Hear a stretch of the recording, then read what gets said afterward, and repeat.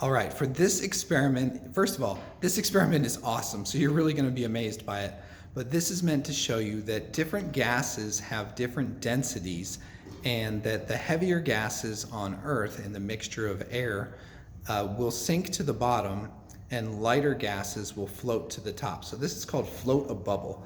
So what I'm going to do is first I'm going to take some sodium bicarbonate, some good old baking soda here, and I'm going to use that to do a chemical reaction to make some carbon dioxide.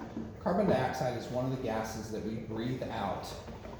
And carbon dioxide, CO2, is one carbon atom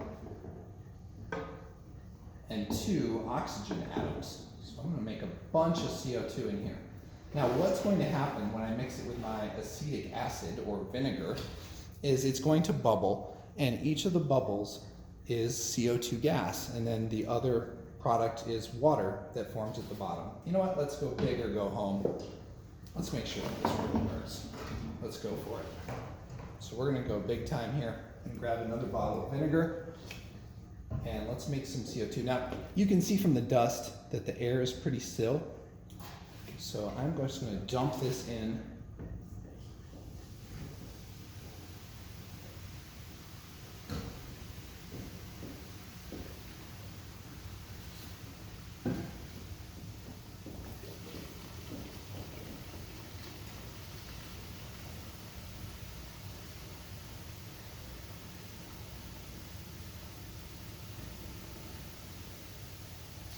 Okay, that's pretty good. Now, you can't do science without science toys.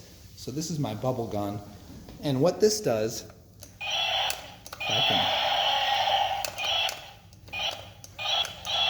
it's shooting out, it's capturing bubbles of air. And air, as we know, is mostly nitrogen or N2 molecules, also a little bit of oxygen. The weight of the bubbles does make the bubbles sink to the ground, but this is really cool. Watch what happens. This tank, you can't see it, but it is filled with carbon dioxide gas, and it's heavy. It's staying down in the tank. It's not going to float up out of the top.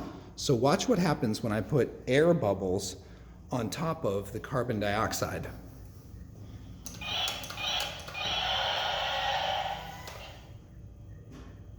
Isn't that cool?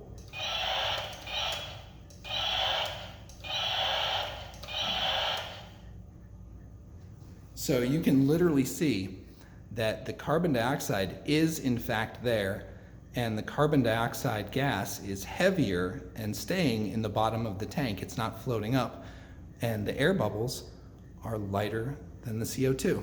Pretty cool.